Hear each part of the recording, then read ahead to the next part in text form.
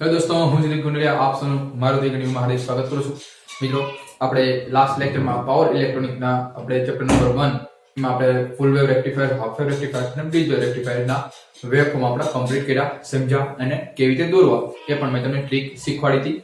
તો હવે આપણે કરવાનું છે એ છે થોડીક ડેફિનેશન છે, એક્ઝામમાં પૂછાઈ શકે છે અને એ ડેફિનેશન વેરી મોસ્ટ ઇમ્પોર્ટન્ટ બે માર્ક માટે, તો આપણે સમજવી અગત્યની બની છે. તો મિત્રો સ્ટાર્ટ કરીએ. પહેલી ડેફિનેશન એ છે peak inverse voltage. Peak inverse voltage એટલે નામ ઉપરથી ખબર પડી જાય.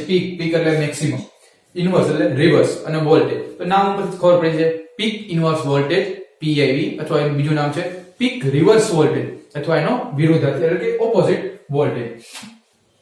શું કહેવા માંગે છે કે રેક્ટિફાયરમાં જ્યારે ડાયોડ કન્ડક્ટ થતો નથી, જો મિત્રો યાદ રાખજો, જ્યારે રેક્ટિફાયરમાં છે ત્યારે ડાયોડ ક્યારે કન્ડક્ટ ન થાય, રિવર્સ બાયસ કન્ડિશનમાં હોય ત્યારે ડાયોડ કન્ડક્શન મોડમાં આવતો નથી. એટલે એ કન્ડિશન છે કે જ્યારે રેક્ટિફાયર જ્યારે ડાયોડ કન્ડક્ટ થતો નથી તે સમય દરમિયાન ટર્મિનલ અક્રોસમાં આવતા રિવર્સ વોલ્ટેજ રિવર્સ વોલ્ટેજના મેક્સિમમ કિંમતને પીક ઇન્વર્સ વોલ્ટેજ અથવા પીક રિવર્સ વોલ્ટેજ એટલે કે PRV કહેવામાં આવે છે. એનો મતલબ કે જ્યારે નેગેટિવમાં મેક્સિમમ વોલ્ટેજ આવે એને કહેવાય પીક ઇન્વર્સ વોલ્ટેજ. તો આ peak inverse voltage single phase rectifier, ફૂલ wave rectifier, three phase half wave rectifier, three phase full wave rectifier બધામાં અલગ અલગ પીક ઇન્વર્સ વોલ્ટેજ હોય છે મિત્રો. તો એ આપણે જોઈ લઈએ. પેલા તમને એક્ઝામ પૂછે કે પીક ઇન્વર્સ વોલ્ટેજની વ્યાખ્યા આપી, એક બે એક્ઝામ્પલ આપો તો તમે આમાં આપી શકો છો.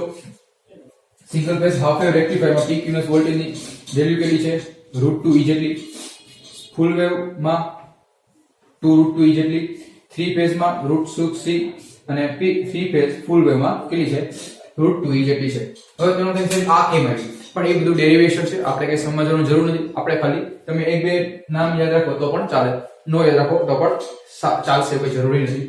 પણ આ વસ્તુ ડેફિનેશન મસ્ટ બી રિક્વાયર્ડ અને એ પણ તમારે યાદ રાખવી પડશે અને સહેલું છે. જ્યારે ડાયોડ છે કન્ડક્શન મોડમાં આવતો નથી ત્યારે ડાયોડ ઓફ કન્ડિશનમાં આવે છે, ત્યારે તેના અક્રોસમાં મેક્સિમમ વોલ્ટેજ આવે. મેક્સિમમ જે વોલ્ટેજની કિંમત શું કહેવાય?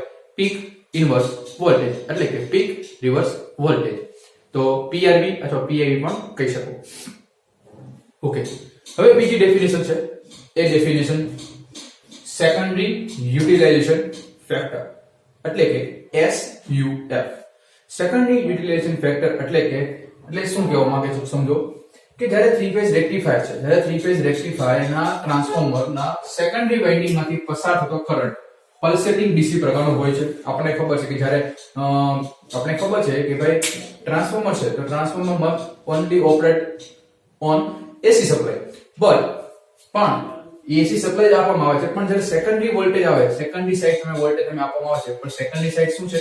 એ આપણે ડાયોડ ફિટ કરેલા છે.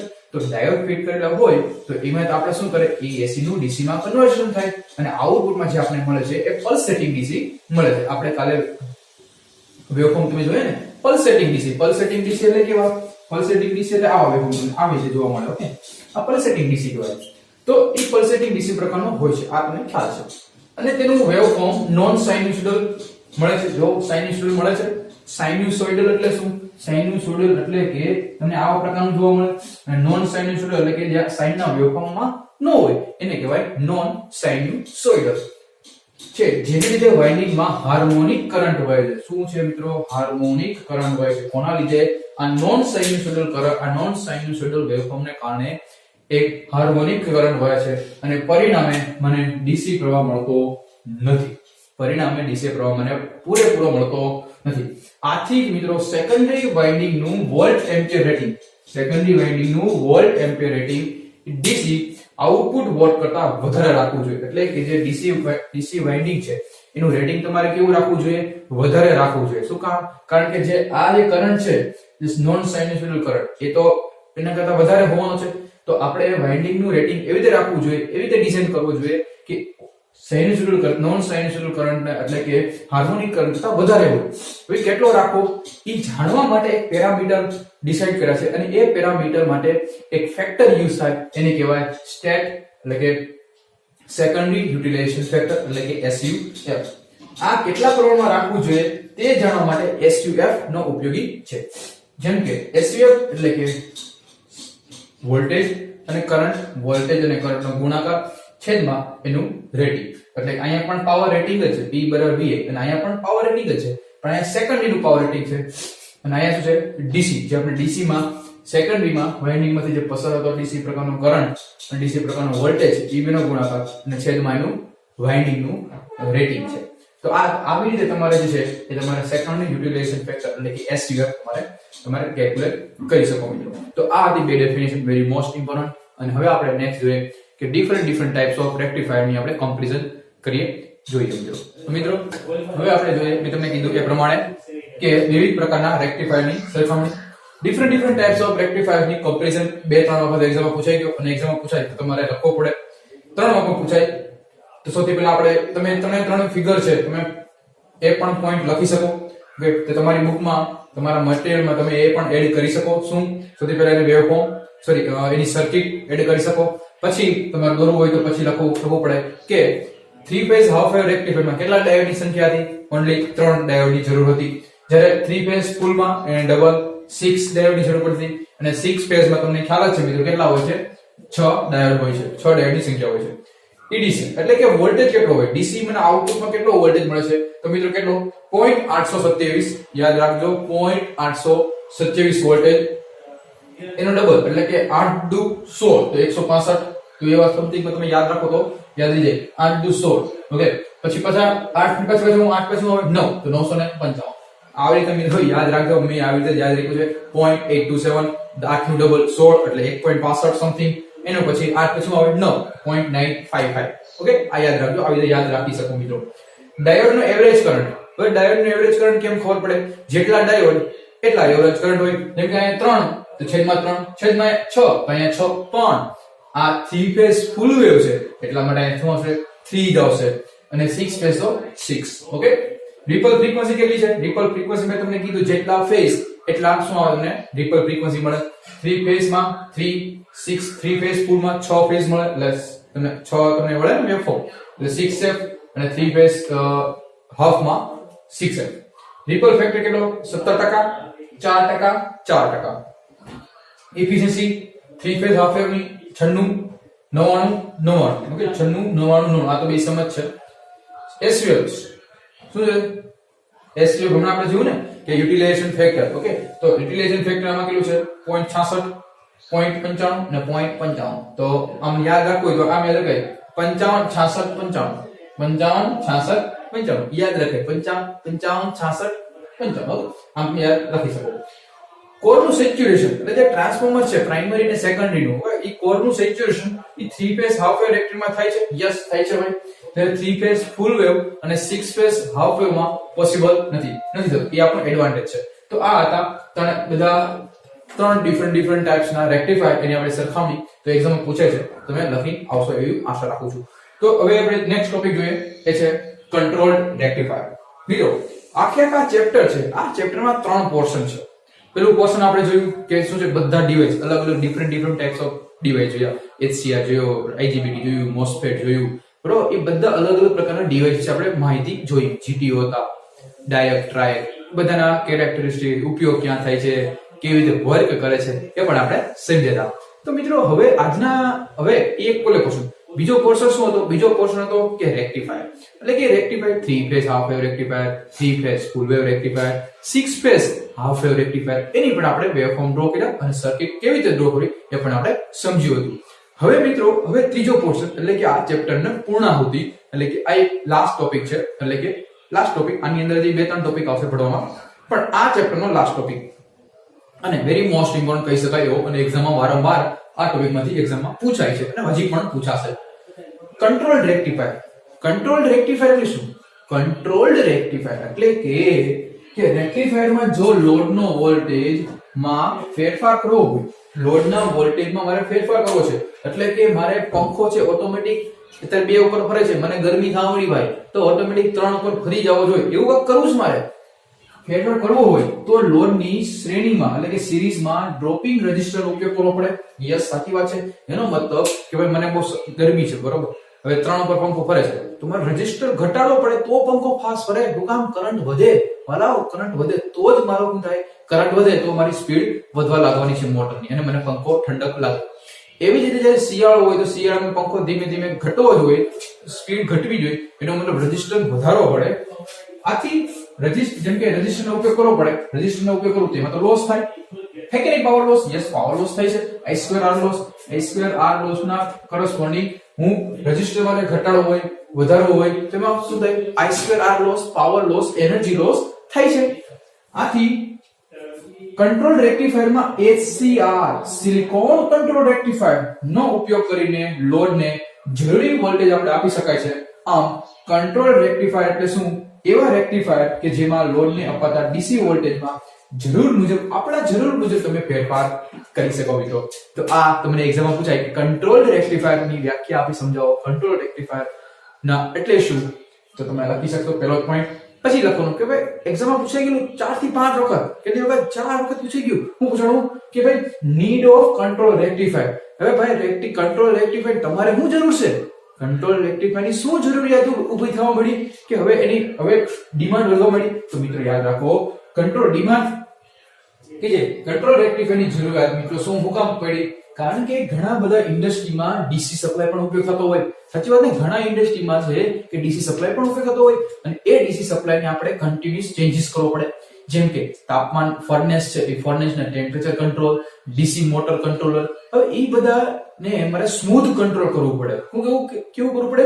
Smooth controlling. એવું નહીં ડચકા ફેરવું. સ્મૂથ કંટ્રોલિંગ આપવા માટે મારે આવા પ્રકારના કંટ્રોલ રેક્ટિફાયર ની જરૂરિયાત ઊભી થઈ. અને આ કંટ્રોલ રેક્ટિફાયર મિત્રો 4 પ્રકારના છે. કેટલા પ્રકારના? 4 પ્રકારના છે. સૌપ્રથમ મિત્રો પહેલું છે એ છે એમ્પ્લિટ્યુડ કંટ્રોલ, બીજું છે ફેઝ શિફ્ટ કંટ્રોલ અને ત્રીજું કમ્બાઇન્ડ, એટલે એમ્પ્લિટ્યુડ અને ફેઝ એ બેનું કમ્બાઇન્ડ કંટ્રોલ એટલે કે એમ્પ્લિટ્યુડ કંટ્રોલ અને ફેઝ શિફ્ટ કંટ્રોલ, અને છેલ્લું છે પલ્સ કંટ્રોલ.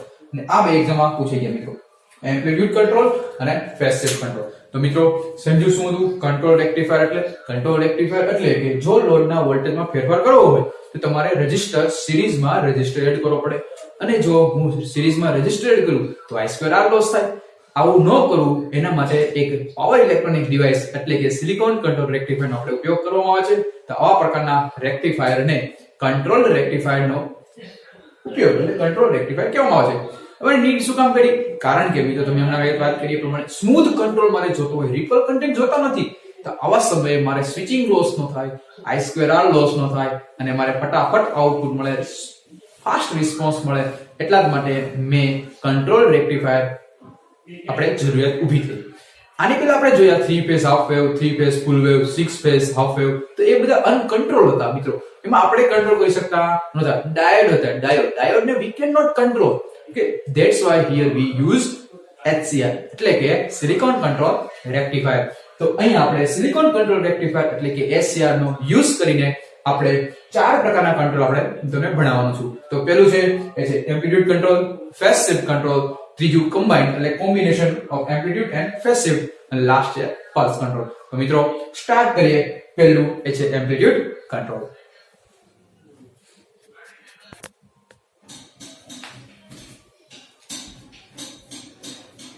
તો મિત્રો હવે આપણે જે ફર્સ્ટ વન એ છે એમ્પ્લિટ્યુડ કંટ્રોલ.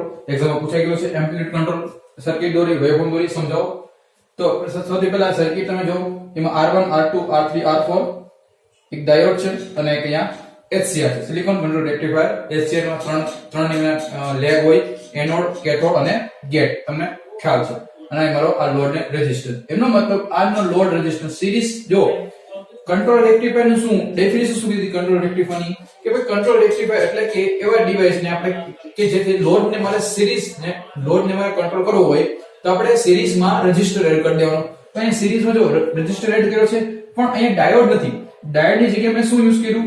HCR કર્યું છે, સિલિકોન કંટ્રોલ રેક્ટિફાયર. આની મદદથી શું થશે તમે જુઓ મિત્રો. જ્યારે અહીંયા પોઝિટિવ સપ્લાય આવશે, જ્યારે પોઝિટિવ વેવફોર્મ આવ્યું, જેમ કે આ પોઝિટિવ વેવફોર્મ આવ્યું, જો પોઝિટિવ વેવફોર્મ આવશે એટલે શું થશે? આ ડાયોડ, આ જે HCR છે એ HCR ફોરવર્ડ કન્ડક્શન મોડમાં આવશે કે નહીં? આપણે HCR ની કેરેક્ટરિસ્ટિક આપણે જોઈ દઈએ પ્રમાણે ફોરવર્ડ કન્ડક્શન મોડમાં આવે એટલે કે HCR ને જ્યારે પોઝિટિવ પલ્સ મળે છે ત્યારે તે ફોરવર્ડ બાયસ સર્કિટમાં ફોરવર્ડ બાયસ તરીકે જોવા મળે. ફોરવર્ડ બાયસ તરીકે કન્ડિશન જોવા મળે અને પરિણામે જો ગેટ કરંટ, આ ગેટ કરંટની કિંમત પૂરતી હોય એટલે કે લેચિંગ કરંટ. ઓકે, ગેટને મિનિમમ સ્ટાર્ટ થવા માટે ઓન થવા માટેના કરંટને લેચિંગ કરંટ કહેવામાં આવે છે. એ આપણે ખબર છે. તો એ ગેટ કરંટની કિંમત જો પૂરતી હોય તો ને તો HCl મારો ફાયર થાય અને કરંટ વહેવા લાગે છે. એટલે કે ફાયર થવા સળગાવવાનો નથી, સળગાવવાનો નથી, ફાયર એટલે કે ટ્રિગર થવો. શું કહેવાય? ટ્રિગર થવો. એટલે મારો ગેટ પલ્સ એ ઓપરેટ થાય, એટલે આ શોર્ટ સર્કિટ તરીકે વર્ક કરવા લાગે. પરિણામે કરંટ જો કરંટ ક્યાંથી અહીંથી ફ્લો થવા લાગશે. હવે આ કરંટ ને અહીંયા બાય યુઝિંગ ડાયોડ ની મદદથી હું રેઝિસ્ટર કંટ્રોલ કરી શકું. શું કરી શકું? કંટ્રોલ કરી શકું. હવે એની મદદથી શું કરે? જો ગેટ કરંટની કિંમત વધે, જો ગેટ કરંટની કિંમત જો વધવા લાગે તો HCR વહેલો ફાયર થઈ જાય છે. એટલા જ માટે અહીંયા રેઝિસ્ટર પેરેલલમાં રેઝિસ્ટર એડ કરેલા છે જેથી કરંટની કિંમત બહુ વધી ન જાય. જો કરંટની કિંમત બહુ વધી જાય તો પણ પ્રોબ્લેમ, ઓકે, અને ઘટી જાય તો તમારો HCR ટ્રિગર જ ન થાય. તો આ બે પ્રોબ્લેમ છે. તો એવી રીતે તમે જો કે અહીંયા ફિગર C એટલે કે ફિગર આ જે ફિગર C છે એ ફિગર C છે, figure A, figure B, sorry figure A, B, C અને D. Okay, figure A, figure B, figure C અને ફિગર D. હવે ફિગર જે B છે, B માં મારો વેવફોર્મ છે, supply voltage waveform. Figure C માં જો ફિગર C માં ગેટ કરંટની કિંમત વધે છે તેથી HCR ઓછા બ્રેકર વોલ્ટેજ ઉપર ટ્રિગર થાય છે. હવે જુઓ, જેમ કરંટ વોલ્ટેજ વધતો જાય અને પરિણામે કરંટની કિંમત પણ વધતી જાય છે. પણ એ કેવો? જ્યારે લેચિંગ કરંટ એટલે કે HCR ટ્રિગર થશે તેથી HCR ઓછા બ્રેકર વોલ્ટેજ શું થઈ જાય? ફાયર થઈ જાય છે θ1 એંગલ. અને એ આપણે 30 ડિગ્રી લઈ શકીએ. આપણે θ બરાબર 30 એંગલ થાય એટલે મને ડાયોડ HCR ટ્રિગર થઈ જાય અને એના પછીનું મને વેવફોર્મ કન્ટિન્યુઅસ મળે. એનો મતલબ જેટલો વોલ્ટેજ મળ્યો, જેટલા વોલ્ટેજ આપણે HCR ના અક્રોસમાં આવ્યું એના કરતા ઓછા થોડો કરંટ મળે. અહીંયા વોલ્ટેજ અને કરંટ ઇન ફેઝમાં છે, એટલા માટે આને એમ્પ્લિટ્યુડ કંટ્રોલ કીધું. એમ્પ્લિટ્યુડ કંટ્રોલ શું કામ કીધું? કારણ કે આનું જો વોલ્ટેજનું એમ્પ્લિટ્યુડ કેટલું હતું? વધારે હતું. જ્યારે એમ્પ્લિટ્યુડ એટલે હું મેક્સિમમ વેલ્યુ કે આની મેક્સિમમ વેલ્યુ. જ્યારે કરંટનો એમ્પ્લિટ્યુડ ઘટ્યો કે નહીં? યસ, એમ્પ્લિટ્યુડ થોડો ઘટ્યો. હવે જ્યારે હજી હું વોલ્ટેજ વધારતો જાઉં તો એ થોડાક સમય પછી પણ ટ્રિગર થાય. ફિગર D માં ગેટ કરંટની કિંમત જો ઘટી જાય, ગેટ કરંટની કિંમત ઘટવા લાગે તો વધારે બ્રેકર વોલ્ટેજ વધારે જરૂર પડે અને પરિણામે VBR2 જેમ કે અહીંયા બ્રેકર વોલ્ટેજ થયો, ટ્રિગર થઈ ગયો. હજી આગળ વધ્યો વોલ્ટેજ ફરીથી ટ્રિગર થાય અને પરિણામે શું થાય? એટલો જ મને વેવફોર્મ મળે છે અને કરંટની કિંમત ઘટવા લાગે છે અને ફાયરિંગ એંગલની કિંમત ફાયરિંગ એંગલ એટલે કે ફાયરિંગ એંગલ કેટલો હતો? θ1 જેમ કે 30 પછી કેટલો થઈ ગયો? 90 ડિગ્રી થઈ ગયો. કેટલો?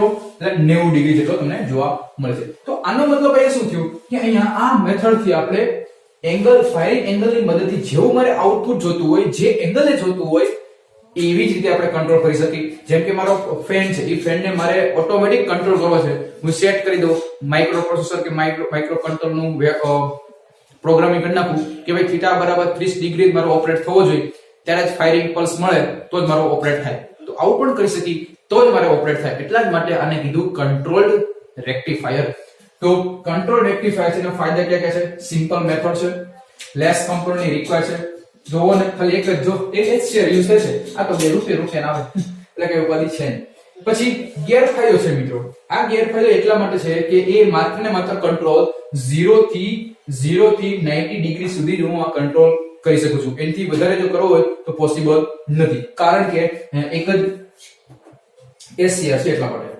લોસ વધે છે બરોબર, અને 90 ડિગ્રી પરનો કંટ્રોલ અચોક્કસ છે. કીધું ને 90 ડિગ્રી પરનો કંટ્રોલ કેવો છે? અચોક્કસ. કારણ કે જો ત્યાંથી પછી ધીમે ધીમે શું થાય છે? વોલ્ટેજ ઘટવા લાગે છે. એનો મતલબ વોલ્ટેજ ઘટવા લાગે તો મારો HCR ફાયર થઈ શકે નહીં. શું કામ? કારણ કે HCR ને મિનિમમ ઓપરેટ થવા માટે જે કરંટની જરૂર પડે એને તો કહેવાય લેચિંગ કરંટ. ઓકે, એ લેચિંગ કરંટ નથી મળવાનો તો ક્યાંથી ઓપરેટ થાય ભાઈ? નો જ ઓપરેટ થાય. જેમ કે હું તમને કહું કે તમારે મિનિમમ ડિપ્લોમા એડમિશન લેવું હોય, તમારે મિનિમમ 10% આવવા જ જોઈએ. પાસ તો થવું જ પડે વાલા, તો જ તમે ડિપ્લોમા થાવ, નતર થાવ નહીં. એવી રીતે જો HCR ને પણ કન્ડક્શન મોડમાં આવવું હોય તો એને મિનિમમ કરંટ એના અક્રોસમાં વોલ્ટેજ આપવો જ પડે તો જ કન્ડક્શનમાં આવે, નતર કન્ડક્શન મોડમાં આવે જ નહીં. એટલા જ માટે કીધું કે HCR ફાયર જ ન થાય. સમજો? તો આને ગેરફાયદા છે. તો આ હતો એમ્પ્લિટ્યુડ કંટ્રોલ. હવે આપણે મિત્રો નેક્સ્ટ પ્રોસિજર એ જે જોવું છે એ છે ફેઝ શિફ્ટ કંટ્રોલ.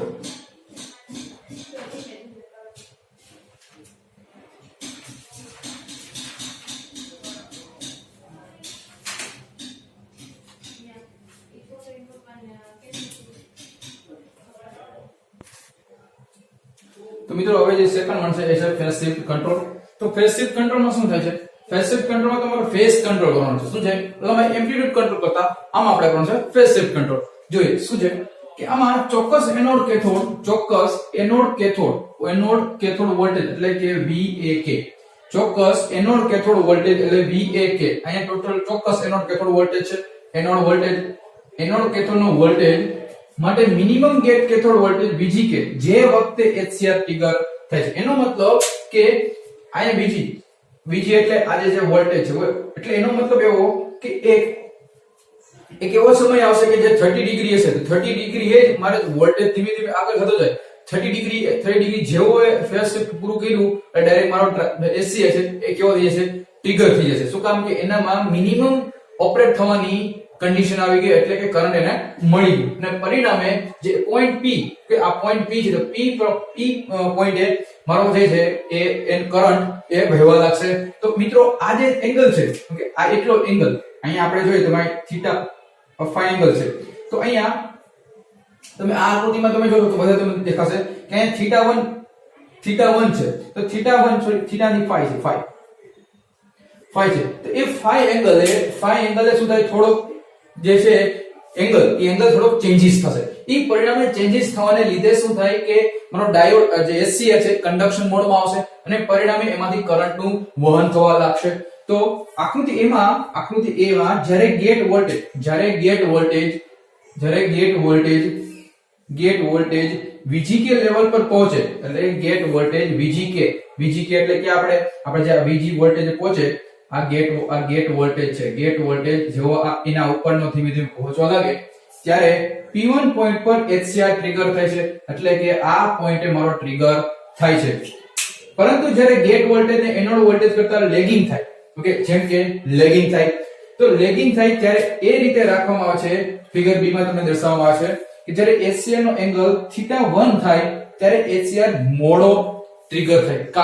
કારણ કે મિત્રો HCR મોડો ટ્રિગર થાય છે કેમ કે વોલ્ટેજ વધી ગયો. વોલ્ટેજ શું થાય છે? જેમ કે વોલ્ટેજ વધી ગયો એનો મતલબ કરંટ ઘટે એટલે ઓબ્વિયસ છે કે ભાઈ HCR મોડો ટ્રિગર થવાનો છે ઓકે. અને પરિણામે θ1 એંગલ પહેલા કેવો હતો? ફાઈ એકલા ટ્રિગર થઈ ગયો, હવે θ1 એંગલે ટ્રિગર થશે. એનો મતલબ પહેલા 30 ડિગ્રી હતો હવે 90 ડિગ્રી તમને ટ્રિગર થયેલું જોવા મળશે. તો જેટલા ટ્રિગર થાય એ સમય કન્ડક્શન મોડમાં આવ્યું એનો મતલબ એ શેડેડ પાર્ટ તમને દર્શાવવાનું હોય. જેમ કે અહીંથી આ પોઈન્ટ શેડેડ પાર્ટ દર્શાવી દો. હવે અહીંથી કન્ડક્શન મોડમાં HCR આવ્યો તો એ કન્ડક્શન મોડમાં એટલે આવ્યો એટલા માટે શેડેડ પાર્ટ દર્શાવી દીધું. પછી ફિગર 3 માં તમે જુઓ શું થાય છે અને જ્યારે 180 ડિગ્રી થઈ જાય છે કેવો થઈ છે? જ્યારે 180 ડિગ્રી જેટલું ઉપર હોય એટલું જ નીચે આવી જાય, જેટલું ઉપર એટલું જ નીચે આવતું રહે છે ત્યારે પરિણામે HCR મારો કન્ડક્શન મોડમાં આવતો નથી. આમ એનોડ કેથોડની કિંમત પ્રમાણમાં VGK ની કિંમત ઘટવા લાગે. એનોડ કેથોડની કિંમત ધીમે ધીમે ઘટવા લાગે છે. પરિણામે આ ઇન્ક્રીઝ થવા લાગે છે અને મને બહુ ઓછા સમયમાં પણ મારો HCR ટ્રિગર થયેલો જોવા મળે છે અને ફાયરિંગ એંગલ મને મળી શકે અને પરિણામે આ રીતે ફેઝ શિફ્ટ તમે કરી શકો. ફેઝ શિફ્ટ એટલે શું કે ભાઈ RYB જેમ કે 3 ફેઝ શિફ્ટ હોય. હવે R ને Y થી તમારે 90 ડિગ્રી 30 ડિગ્રી 60 ડિગ્રી પાછળ ફેઝ શિફ્ટ કરવો છે. જેમ કે મિત્રો તમે આ જે છે આ મારો R ફેઝ છે ઓકે, આ મારો Y ફેઝ છે અને મારો આ B ફેઝ છે. તો એનો મતલબ આ R ફેઝ આ YB ફેઝ કરતા ભાઈ 30 ડિગ્રી કે 60 ડિગ્રી પાછળ છે. એવી રીતે મારે કરવો હોય તો આપણે આ કંટ્રોલિંગ નો હું યુઝ કરી શકું. અને યુઝ ક્યાં થાય? તો મિત્રો આનો યુઝ ક્યાં થાય? જેમ કે તમારે એક કોઈક મટીરીયલ વહી ગયું, પછી થોડાક સમય પછી પાછું બીજું લાવવું છે, પછી થોડાક સમય પછી ડીલે આપવો છે, તો ડીલે સમય તમારા ફેઝ શિફ્ટ કંટ્રોલ તમે યુઝ કરી શકો મિત્રો. તો આ તો ફેઝ શિફ્ટ કંટ્રોલ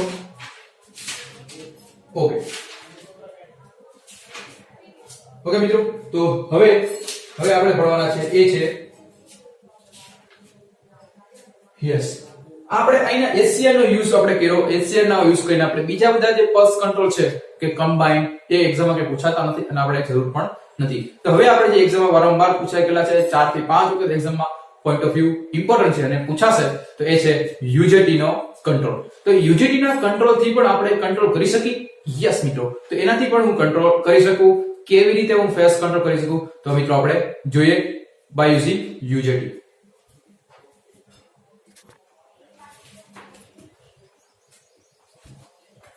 તો મિત્રો હવે જે જોવાનું છે એ છે યુજેટી નો ઉપયોગ કરીને પલ્સ કંટ્રોલ ફૂલ વેવ રેક્ટિફાયર સર્કિટ. શું છે? યુજેટી નો ઉપયોગ કરીને પલ્સ કંટ્રોલ રેક્ટિફાયર સર્કિટ. તો મિત્રો તમે ફૂલ સ્ક્રીનમાં તમે જોઈ રહ્યા છો એની સર્કિટ. કારણ કે મિત્રો કે આપણો ટાઈમ બગડે નહીં અને આપણે વધુ ભણી શકીએ એટલા માટે મેં સર્કિટ ડ્રો નથી કરી અને ફટાફટ તમે સમજી શકો. તો આકૃતિમાં તમને દર્શાવ્યા પ્રમાણે એસી સપ્લાય એટલે કે અહીંયા તમે જો ટ્રાન્સફોર્મર મૂકેલું છે. ઓકે, ટ્રાન્સફોર્મર મૂકેલું છે. હવે એનોડના વોલ્ટેજ થવાની સાથે જ કેપેસિટરના ચાર્જિંગની થાય અને બંને વચ્ચે સિંક્રોનિઝમ થાય એટલા જ માટે મિત્રો અહીંયા એસી સોર્સનો ઉપયોગ કરવામાં આવ્યો છે. હવે તમે અહીંયા જો આકૃતિમાં દર્શાવ્યા પ્રમાણે અહીંયા D1 D2 એક D1 D2 છે અને બીજી જગ્યાએ શું છે HCR1 અને HCR2. એનો મતલબ એક બાજુ છે રેક્ટિફાયર સર્કિટ અને બીજી બાજુ પણ રેક્ટિફાયર સર્કિટ છે, પણ એક અનકન્ટ્રોલ અને બીજી છે કંટ્રોલ રેક્ટિફાયર. તો જે કંટ્રોલ રેક્ટિફાયર છે એમાં તમે જોઈ શકો છો એમાં HCR1 સાથે એક S1 સ્વિચ પણ જોડેલી છે અને બીજી સાથે HCR2 સાથે બીજી S2 સ્વિચ પણ જોડેલી છે. વચ્ચે લોડ કનેક્ટ કરવામાં આવ્યો છે. અને તમે નીચે આવો તો નીચે જે તમને R1 પલ્સ મળશે એ જે R1 પલ્સ મળશે એ કેવા DC સપ્લાય મળશે. કેવા મળશે? DC supply. હવે તમે નીચે આવો તો એક D3 ડાયોડ કે જેને ઝેનર ડાયોડ કહેવાય, ઉપર નીચે બે છે પાખિયા જેવું, એને ઝેનર ડાયોડ કહેવાય. ઝેનર ડાયોડ છે એઝ અ વોલ્ટેજ રેગ્યુલેટર તરીકે કામ કરે છે. Zener diode as a voltage regulator તરીકે કામ કરે છે અને પરિણામે યુજેટી નો ઉપયોગ શું થાય? યુજેટી એટલે કે યુનિપોલાર જંકશન ટ્રાન્ઝિસ્ટર, એટલે કે જ્યારે યુનિપોલાર એટલા જ માટે કીધું કે પલ્સ કંટ્રોલ. શું કીધું છે મિત્રો? Pulse control. પલ્સ નો ઉપયોગ કરીને અહીંયા આપણે ટ્રિગર કરશું અને એ પ્રમાણે મારા ટ્રાન્સફોર્મરને હું એ રીતે પલ્સ આપીશ. હવે મિત્રો અહીં તમે જોઈ શકો છો આકૃતિમાં તમે શું થાય છે તમે જો. હવે તમે વેવફોર્મ જો. વેવફોર્મમાં મિત્રો શું થાય? જ્યારે કરંટ આવે અને વોલ્ટેજ બે ઇન સ્પેસમાં છે. ત્યારે વોલ્ટેજ આવે તો મિત્રો જ્યારે મારે આ ટ્રિગર ક્યારે થશે? ટ્રિગર ત્યારે જ થશે મિત્રો કે જ્યારે તમારો શું થાય HCR1 અને HCR2 બે કન્ડક્શન મોડમાં આવશે. તો એ સુધીમાં શું થશે મિત્રો? એ સુધીમાં તમને અહીં જે વોલ્ટેજ બતાડેલા છે, ઓકે, વોલ્ટેજ એ જે પિંચ ઓફ વોલ્ટેજ એટલે કે જે યુજેટીને ચાલુ થવા માટેનો વોલ્ટેજ, યુજેટીને ચાલુ થવા માટે વોલ્ટેજ એટલે કે એ શું થાય? અહીંયા તો કન્ડક્શન અહીંયા કે ચાલુ જ નથી, એનો મતલબ અહીંયા કે ચાલુ, અહીંયા આના પછી જ શરૂ થશે, તો આ સમય છે પિંચ ઓફ વોલ્ટેજ. અહીંયા જે આઉટપુટ મળ્યો છે પછી પાછો ડીસી સપ્લાય. તો ડીસી સપ્લાયમાં તમને ખ્યાલ છે જેમ વોલ્ટેજ વધતો જાય એટલે મારો ડાયોડ છે, ડાયોડ ફોરવર્ડ બાયસમાં આવે એટલે કન્ટિન્યુઅસ કન્ડક્શન મોડમાં આવી જાય. એટલે કન્ટિન્યુઅસ કન્ડક્શન મોડમાં એટલે ડીસી સપ્લાય છે. તો ડીસી સપ્લાય મેં કેવી રીતે દર્શાવ્યો? આવી રીતે. પછી ધીમે ધીમે ઘટવા લાગે પછી રિવર્સ બાયસ. તો રિવર્સ બાયસ ના કન્ડક્શન મોડમાં આવે નહીં ડાયોડ. પછી ફરીથી પાછો ડાયોડ ફોરવર્ડ બાયસમાં આવશે. આવે ફરીથી પરિણામે પાછો કન્ડક્શન મોડમાં આવે પછી ઘટવા લાગે પછી વધવા લાગે. તો આવી રીતે મિત્રો તમે અહીંયા full wave circuit pulse control તમે કરી શકો. પલ્સનો આ જે પલ્સ છે તો પલ્સને હું કંટ્રોલ કરી શકું અને આવી રીતે મિત્રો તમે યુજેટી ના ઉપયોગથી we can use pulse control method. તો મિત્રો પૂછાઈ ગયેલું છે તો એક્ઝામમાં તમે લખી શકશો આરામથી એવી આશા રાખું છું. સૌથી પહેલા તમારે ફિગર ડ્રો કરવાની. ફિગર ડ્રો કરવાનું એ જ ઇમ્પોર્ટન્ટ છે. ફિગરમાં એક બાજુ રેક્ટિફાયર સર્કિટ અનકન્ટ્રોલ, બીજી કંટ્રોલ રેક્ટિફાયર એટલે કે એસસીઆર નો યુઝ કરી. એ એસસીઆર ને તમે નીચે લઈ જાઓ એટલે તમે એકમાં ઝેનર ડાયોડ છે અને ઝેનર ડાયોડ નો તમને આઉટપુટ એ આપવાનો છે યુજેટી અને પરિણામે યુજેટી મારું સ્ટાર્ટ થશે. યુજેટી એટલા માટે યુઝ કર્યું કારણ કે અહીંયા મારે યુઝ કરવું છે ફૂલ વેવ રેક્ટિફાયર સર્કિટ. તો એક જ બાજુ પલ્સ જોઈએ છે એટલા માટે એને કીધું યુનિપોલાર જંકશન ટ્રાન્ઝિસ્ટર, એક સમય એક જ સ્ટાર્ટ થવું જોઈએ એટલા માટે. તમે જોઈ શકો છો. હવે મિત્રો એક નેક્સ્ટ ટોપિક છે એ છે પલ્સ ટ્રાન્સફોર્મર અને 2 માર્કમાં એક્ઝામમાં પૂછાઈ ગયું છે. શું છે પલ્સ ટ્રાન્સફોર્મર? એના વિશે આપણે માહિતી તમને ફટાફટ આપી દઉં.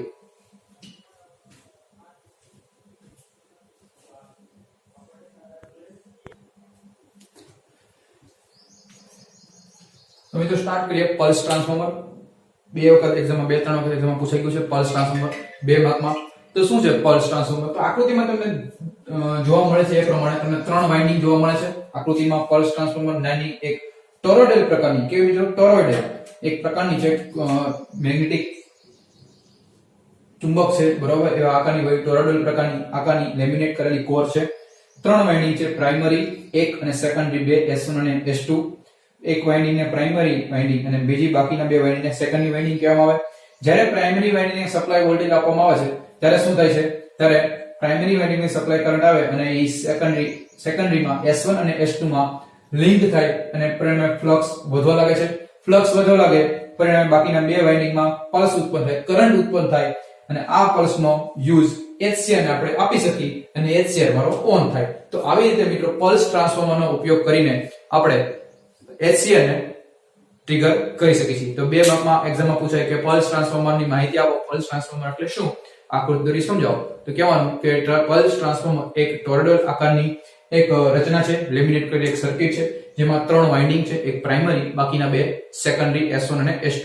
જ્યારે પ્રાઇમરીમાં સપ્લાય વોલ્ટેજ આપવામાં આવે છે ત્યારે સેકન્ડરી S1 અને S2 માં EMF ઉત્પન્ન થાય છે, પરિણામે ફ્લક્સ મળે છે અને એ સેકન્ડરીમાં મને આઉટપુટ તરીકે એને જે પલ્સ છે એ HCR ને આપવામાં આવે અને પરિણામે HCR ટ્રિગર થાય છે, HCR ફાયર થાય છે. તો આ તો HCR એટલે પલ્સ ટ્રાન્સફોર્મરનો ઉપયોગ. પલ્સ ટ્રાન્સફોર્મર એટલે શું તમે સમજ્યું. હવે મિત્રો એક્ઝામમાં ઘણી વખત 4 થી 5 વખત એક્ઝામમાં પૂછાઈ ગયેલો વેરી મોસ્ટ ઇમ્પોર્ટન્ટ ક્વેશ્ચન અને જે તમારી એક્ઝામમાં પૂછાઈ શકે, મિડ સેમમાં પણ આવી શકે છે તમારી એક્ઝામમાં. તો શું છે ક્વેશ્ચન? HCR નો ઉપયોગ કરીને AC લોડ કંટ્રોલ કરવો હોય તો વેરી મોસ્ટ ઇમ્પોર્ટન્ટ. તમે તમારો પ્રોજેક્ટ પણ આ બનાવી શકો છો, હાથે તમે બનાવી શકો છો, તમારો ફાઇનલ યરનો પ્રોજેક્ટ પણ ડિસાઈડ કરી શકો છો. તો શું છે AC load control by using HCR? અહીંયા મિત્રો તમે જોજો, અહીંયા HCR છે. આપણને ખબર છે કે HCR શું છે? Silicon control rectifier. એ માત્ર ને માત્ર એક જ સાઇડ કન્ડક્શન મોડમાં આવે છે અને માત્ર ને માત્ર એક એવો યુનિ ડાયરેક્શનલ ડિવાઇસ છે. એ પણ સ્ટાર્ટિંગમાં આપણે સમજેલું છે. યુનિ ડાયરેક્શનલ ડિવાઇસ છે, બાય ડાયરેક્શનલ ડિવાઇસ નથી. હવે મારે તો લોડને કંટ્રોલ કરવા માટે બાય ડાયરેક્શનલ જોઈએ. એનો મતલબ કરંટની પોઝિટિવમાં પણ મળવો જોઈએ કરંટ અને નેગેટિવમાં પણ કરંટ મળવો જોઈએ. આવી રીતે તો થાય તો મને AC લોડ કંટ્રોલ કરી શકું. પણ અહીંયા તો પોસિબલ નથી, પરંતુ એ આપણે પોસિબલ બનાવવાનું છે. કેવી રીતે સમજો. તો HCR માત્ર એનોડ કે કેથોડ તરફ, એનોડ થી કેથોડ તરફ એક જ દિશામાં કરંટનું વહન કરે છે. આથી AC લોડમાં બંને દિશામાં કરંટ વહેવા માટે 2 પ્રકારની સર્કિટ વપરાય છે. કેટલા પ્રકારની? 2 પ્રકારની. એક્ઝામમાં GTU ના પેપરમાં મે 2018 નું પેપરમાં ક્વેશ્ચન પૂછાણો કે AC લોડ કંટ્રોલ ની કોઈ પણ એક રીત સમજાવો. તમે આ 2 રીત છે, એમાં એક પહેલી રીત છે 2 HCR નો ઉપયોગ કરી અને 2 ડાયોડ ના ઉપયોગ કરી આપણે AC લોડ ને કંટ્રોલ કરી શકીએ. અને બીજી મેથડ છે 1 HCR અને 4 ડાયોડ નો ઉપયોગ કરી AC લોડ ને આપણે કંટ્રોલ કરી શકીએ. તો first of all we have discussed 2 HCR and 2 diodes. સમજો શું છે મિત્રો. અહીંયા તમે જોઈ રહ્યા છો એ પ્રમાણે કે 2 HCR અને 2 ડાયોડ છે, HCR1 અને HCR2, ડાયોડ D1 અને D2 અને અહીંયા મારે એક સ્વિચ છે. લોડ અહીંયા છે. લોડ ક્યાં છે? અહીંયા મારો પંખો ફિટ કર્યો છે. હવે HCR ને યુઝ કરીને હું મારા પંખાને ઓન ઓફ કરી શકું. કેવી રીતે સમજો. હવે મિત્રો જ્યારે પોઝિટિવ પલ્સ આવે એટલે શું થાય? પોઝિટિવ પલ્સ આવશે પોઝિટિવ પલ્સ આવે એટલે શું થાય? આ મારો જે HCR છે એ ટ્રિગર થશે. શું કામ ટ્રિગર થાય? કારણ કે એને લેચિંગ કરંટ, મિનિમમ કરંટ મળ્યો એટલે પોતે ટ્રિગર થયો. થોડાક સમય પછી આફ્ટર સમ એંગલ ટ્રિગર થયો એટલે કરંટ વહેવા લાગશે, આમાંથી વહેવા લાગશે. ચલો વહેવા લાગ્યો. સ્વિચ, ત્યારે શું છે? સ્વિચ તારીવાનું છે. સ્વિચ કરંટ અહીંયા પણ ફ્લો થવા લાગશે અને કરંટ અહીંયા પણ ફ્લો થવા લાગશે કે નહીં? તો કરંટ અહીંયા ફ્લો થશે, પરિણામે શું થાય કે કરંટ અહીંયા ફ્લો થઈ હવે જાય નહીં. શું કામ? કારણ કે સમજો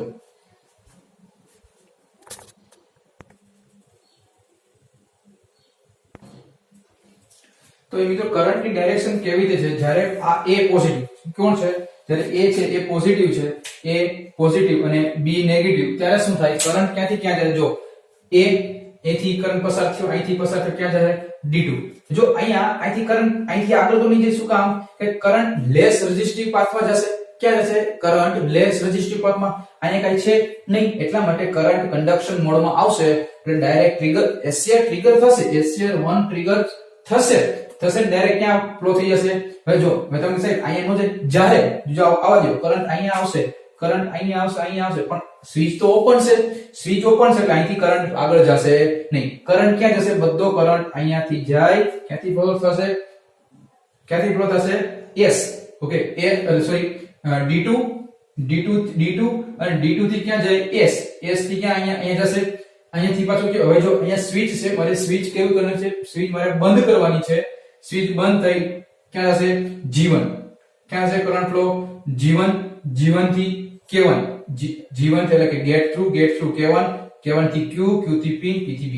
તો આવી રીતે કન્ડક્શન મોડમાં મારો એસીઆર ટ્રિગર થશે. એસીઆર કેવી રીતે ટ્રિગર થયું સમજાવું. એસીઆર A થી D2 ડાયોડ છે, D2 પોઝિટિવ પલ્સ આવે, ડાયોડ કેવો ફોરવર્ડ બાયસ માં આવે, ડાયોડ કેવો ફોરવર્ડ બાયસ માં આવશે, એટલે ફોરવર્ડ બાયસ માં આવશે ડાયરેક્ટ કરંટ કે અહીંયા ફ્લો થઈ જશે અને પરિણામે એ મારે સ્વિચ છે, સ્વિચ ને મારે ક્લોઝ કરું એટલે મારે એસીઆર 1 ફાયર થાય. જેવો એસીઆર ફાયર થશે થોડાક સમય પછી એટલે મને આઉટપુટ મળવાનું ચાલુ થશે પોઝિટિવ માં. હવે જોઈએ નેગેટિવ. હવે એનો મતલબ અહીંયા હવે હું નેગેટિવ પલ્સ અને પોઝિટિવ પલ્સ મેં નેગેટિવ સપ્લાય આવ્યો ને, નેગેટિવ સપ્લાય આવ્યો અને પોઝિટિવ બન્યું પરિણામે. અને એની પહેલા જોઈએ લોડ કરંટની ડાયરેક્શન કેવી હશે? લોડ કરંટની ડાયરેક્શન, તો લોડ કરંટની ડાયરેક્શન કેવી હશે? A થી આમાંની પોઝિટિવ અને નેગેટિવ ની વાત કરું છું. તો A થી A1 થી K1 થી Q થી P થી B એટલામાં જ કરંટ ફ્લો થશે.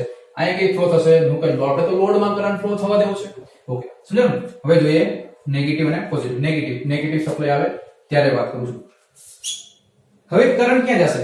તો અહીંથી ફ્લો, કેમ કે પોઝિટિવ અહીંયા છે તો B થી P થી Q થી ક્યાં જશે? D1. ક્યાંથી? હવે મારે SCR2 ને ટ્રિગર કરવો છે તો B થી P થી Q થી P. હવે આ કેવો થઈ ગયો? ડાયોડ ફોરવર્ડ બાયસ માં આવી ગયો, ડાયોડ ફોરવર્ડ બાયસ માં આવી ગયો એટલે D1 થી ક્યાં જાય? આ ફોરવર્ડ બાયસ થઈ ગયો એટલે short circuit D1 to R to S, S2 ક્યાં જાય? G2 એટલે કે SCR2 ટ્રિગર થશે અને પરિણામે અહીંથી ક્લોઝ સર્કિટ થઈ જશે. તો આવી રીતે હવે તમે કહો સાહેબ અહીંયા કરંટ નહીં ફ્લો થાય? નહીં થાય, કારણ કે અહીંયા નેગેટિવ આપે છે એ પ્રમાણે અહીંયા આ ડાયોડ D2 છે એ કેવો થઈ જશે? રિવર્સ બાયસ કન્ડિશન હશે, ઓપન સર્કિટ તરીકે વર્ક કરવા લાગશે, એટલા માટે અહીંયા કરંટ ફ્લો થશે નહીં. પરિણામે એની લોડ કરંટ ડાયરેક્શન B થી P થી Q થી A2 થી G2 અને આવી રીતે કરંટની ડાયરેક્શન વહેવા લાગશે.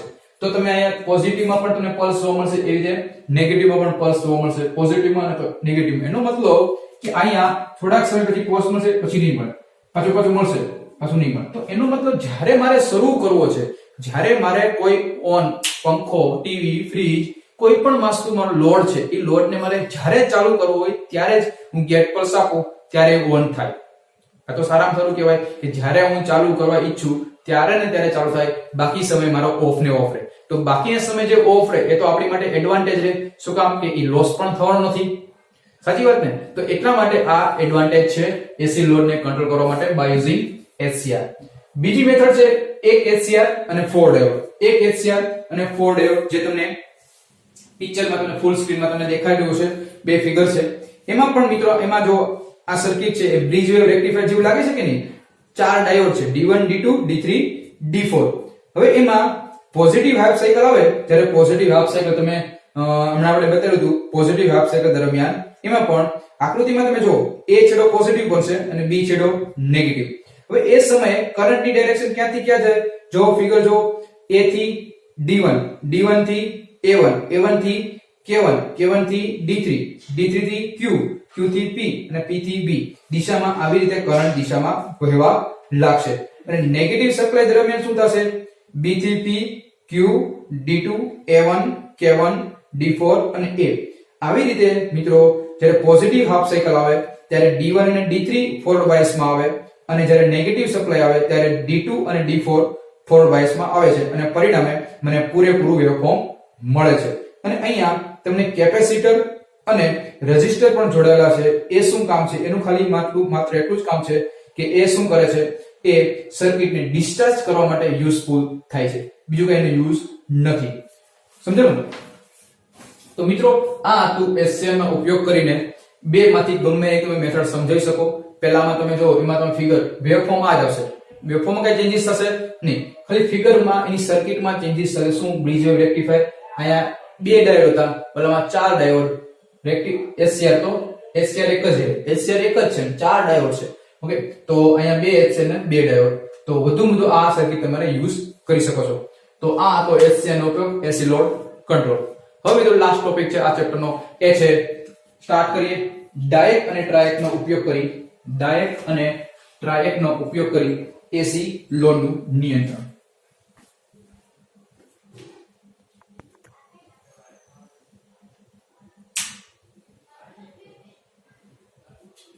તો મિત્રો લાસ્ટ ટોપિક આ ચેપ્ટર નો એ છે ટ્રાયેક અને ડાયેક નો ઉપયોગ કરી AC લોડ નું નિયંત્રણ. મિત્રો આ એક્ઝામમાં વારંવાર પૂછેલો ક્વેશ્ચન છે, તમારી એક્ઝામમાં પણ આવી શકે છે. ડાયેક અને ટ્રાયેક નો ઉપયોગ કરી AC લોડ નું નિયંત્રણ. તો મિત્રો આપણે ખ્યાલ જ છે ડાયેક. ઓકે, ડાયેક અને ટ્રાયેક આ બે એક એવા ડિવાઇસ છે કે જે બાય ડાયરેક્શનલ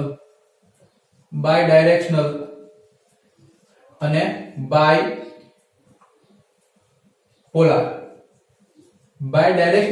પોલાર બંને એવા ડિવાઇસ છે. એટલા માટે અહીંયા AC લોડ નું નિયંત્રણ સારામાં સારું હું કરી શકું છું. તો મિત્રો આકૃતિમાં દર્શાવ્યા પ્રમાણે અહીંયા ડાયેક અને આ ટ્રાયેક તમે જોઈ શકો છો. ડાયેક છે અને આ ટ્રાયેક છે. તો ટ્રાયેક નો મલ્ટી ટર્મિનલ MT1 અને MT2 અને ડાયેક તમે જોઈ શકો છો. હવે થાય છે શું કે જ્યારે પોઝિટિવ પલ્સ આવે એટલે કે પોઝિટિવ અને negative, positive negative, positive negative. જ્યારે પોઝિટિવ પલ્સ આવે એટલે શું થાય કે કરંટની ડાયરેક્શન ક્યાંથી ફ્લો થવા લાગશે? A ટર્મિનલ છે, આ A અને આ છે B. તો A થી ક્યાં જશે? A થી P. કરંટની ડાયરેક્શન A થી P, P થી Q, Q થી ડાયરેક્ટ ક્યાં જાય? MT2. શું કામ? કારણ કે અહીંથી કરંટ ફ્લો થવા નહીં લાગે. કારણ કે મિત્રો સૌથી પહેલા ગેટ પલ્સ તો મળવો પડે ને. તો ગેટ પલ્સ કોણ મળશે? ગેટ પલ્સ મળશે સૌથી પહેલા કોને મળશે? એ મળશે મારા ટ્રાયેક ને. અને ટ્રાયેક એ ગેટ પલ્સ કોને અક્રોસ માં આપ્યો છે? ડાયેક ને. આમ તો ડાયેક ઓન થશે નહીં. તો પહેલા તમારે ટ્રાયેક ને ઓન કરવો પડશે. તો A થી P, P થી Q એટલે લોડ કંટ્રોલ થયો. એટલે કે A થી P, P થી Q, ત્યાંથી MT2, MT2 થી MT1 અને B એટલે કે ડાયરેક્ટ અહીંથી કરંટ થઈ ડાયરેક્ટ ક્યાં જશે? આવી રીતે સર્કિટ પૂરી થવાની છે. હવે એવી રીતે જ્યારે નેગેટિવ સપ્લાય આવશે ત્યારે શું થાય? B. તો B થી ક્યાં જશે? B થી MT1, MT1 થી ક્યાં જશે? Q. એટલે અહીંથી આમથી આમ ફ્લો થશે. કરંટ આમથી આમ ફ્લો થવા લાગશે. હવે મિત્રો અહીંયા તમે જોવો છો R1 અને C1 અને R2 અને C2 એ શું કામ મૂકેલું છે? R1 અને C1 અને R2 અને C2 શા માટે મૂકેલું છે? કારણ કે મિત્રો અહીંયા જ્યારે પોઝિટિવ અને નેગેટિવ સાયકલ દરમિયાન મારો થોડો લોસ થતો હોય, એટલે કે હીટિંગ લોસ થતો હોય. આ હીટિંગ લોસના કારણે મારો SCR એટલે કે મારો ડાયેક અને ટ્રાયેક એ હીટ થવા લાગે છે અને પરિણામે એને ડિસ્ચાર્જ કરવા પડે છે. એટલા માટે R1 અને C2 એટલે કે એ જે R2 અને C2 છે, R2 અને C2 છે એ બે સિરીઝમાં ગોઠવેલા છે. આ સિરીઝમાં ગોઠવેલી સર્કિટ છે એને એ સર્કિટને કહેવાય સ્નબર સર્કિટ. શું કહેવાય છે? સ્નબર સર્કિટ. અને એ સ્નબર સર્કિટ નું કામ શું કે પ્રોટેક્શન ઓફ ધ ડાયેક એન્ડ ટ્રાયેક. તો એ આપણે ભણવાનો છે ધમાકેદાર નેક્સ્ટ ચેપ્ટરમાં. એ છે સ્નબર સર્કિટ એટલે કે AC લોડ કંટ્રોલ એટલે કે ACR નું પ્રોટેક્શન.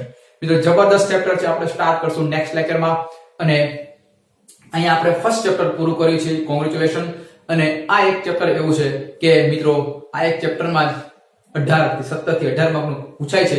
તો મિત્રો પહેલા ચેપ્ટર થી હું સ્ટાર્ટ કરું, ફરત ક્વિક રિવિઝન કરાવી દઉં. પેલું આપણે ડિવાઇસ ભણ્યા, બધા ડિવાઇસ ભણ્યા પછી આપણે સમજ્યું કંટ્રોલ રેક્ટિફાયર્સ ભણ્યા પછી કંટ્રોલ રેક્ટિફાયર ભણ્યા. અને એ કંટ્રોલ રેક્ટિફાયર ની કેવી રીતે કંટ્રોલ કરવું એની આપણે 4 મેથડ જોઈ. એ 4 મેથડ માંથી 2 મેં તમને ભણાવી જે એક્ઝામમાં પૂછાય છે વારંવાર. અને પછી આપણે જોયું UJT નો કંટ્રોલ કરીને ફૂલ વેવ રેક્ટિફાયર. પછી આપણે જોયું પલ્સ ટ્રાન્સફોર્મર. અને લાસ્ટમાં આપણે ભણ્યું એ છે તમે જોવો છો શું જોયું? ડાયેક અને ટ્રાયેક નો ઉપયોગ કરીને આપણે AC લોડ નું કંટ્રોલ કર્યું. ઓકે મિત્રો, તો અહીંયા સુધી આપણે રાખીએ છીએ. નેક્સ્ટ લેક્ચરમાં ચેપ્ટર નંબર 2 થી સ્ટાર્ટ કરશું. અને આઈ હોપ તમારી પ્રિપેરેશન કન્ટિન્યુ રાખજો. તમારી બુક, તમારું મટીરીયલ તમે એકને એક રિફર કરતા જાઓ, જેથી આ પાવર ઇલેક્ટ્રોનિક સબ્જેક્ટ મારો પણ ફેવરિટ છે, તમારો પણ ફેવરિટ બની જશે મિત્રો. Bye bye, take care, C you soon.